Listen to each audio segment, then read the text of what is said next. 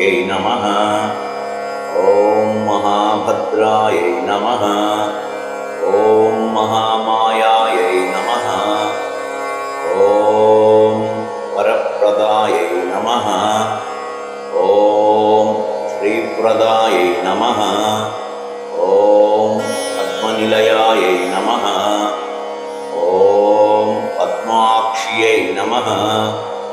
ॐ पद्मवक्त्रायै नमः।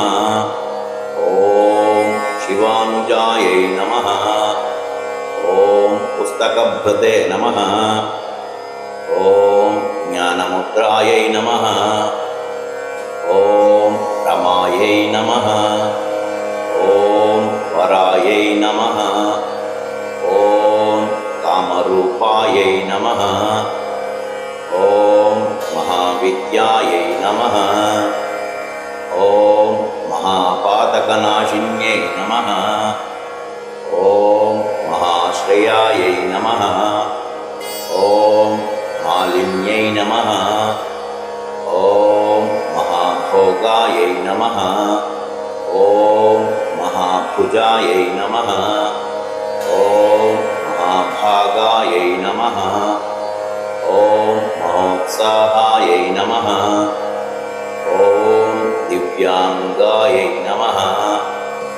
ॐ सुरवन्दितायै नमः। ॐ महाकाल्यै नमः। ॐ महापाशायै नमः। ॐ महाकारायै नमः। ॐ महाङ्कुशायै नमः। ॐ पीतायै नमः। ॐ विमलायै नमः। ॐ विश्वायै नमः। ॐ विद्युन्मालायै नमः। ॐ वैष्णव्यै नमः। ॐ चन्द्रिकायै नमः। ॐ चन्द्रवदनायै नमः। ॐ चन्द्रलेखाविभूषितायै नमः। ॐ सावित्र्यै नमः। ॐ सुरसायै नमः। ॐ देव्यै नमः। ॐ दिव्यालङ्कारभूषितायै नमः। ॐ वाग्देव्यै नमः। ॐ वसुधायै नमः। ॐ तीव्रायै नमः। ॐ महाभद्रायै नमः। ॐ महाबलायै नमः। ॐ भोगदायै नमः। ॐ भारत्यै नमः। ॐ कामायै नमः। ॐ गोविन्दायै नमः। ॐ गोमत्यै नमः। ॐ शिवायै नमः। ॐ जटिलायै नमः। ॐ विन्ध्यवासायै नमः। ॐ विन्ध्याचलविराजितायै नमः। ॐ चण्डिकायै नमः। ॐ वैष्णव्यै नमः। ॐ ब्राह्म्यै नमः। ॐ ब्रह्मजानैकसाधनायै नमः। ॐ सौदामिन्यै नमः। ॐ सुधामूर्त्यै नमः। ॐ सुभद्रायै नमः। ॐ सुरपूजितायै नमः। ॐ सुवासिन्यै नमः। ॐ सुनासायै नमः। ॐ विनिद्रायै नमः। ॐ पद्मलोचनायै नमः। ॐ विद्यारूपायै नमः।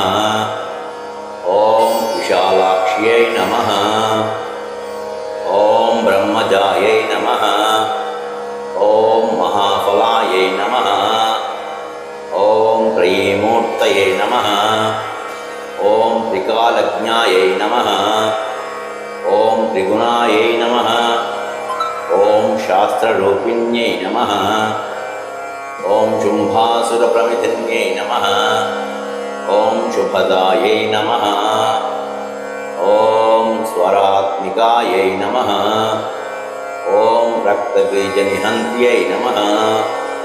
ॐ चामुण्डायै चामुण्डायै नमः ॐ अम्बिकायै नमः ॐ मुण्डकायप्रहरणायै नमः ॐ धूम्रलोचनसमर्दनायै नमः ॐ सर्वदेवस्तुतायै नमः ॐ सौम्यायै नमः ॐ सुरासुरनमस्कृतायै नमः ॐ कालरात्र्यै नमः ॐ कलाधराय नमः ॐ रूपसौभाग्यदायिन्यै नमः ॐ वाग्देव्यै नमः ॐ वरारोहायै नमः ॐ वाराह्यै नमः ॐ पारिजासनायै नमः ॐ चित्राम्बरायै नमः ॐ चित्रगन्धायै नमः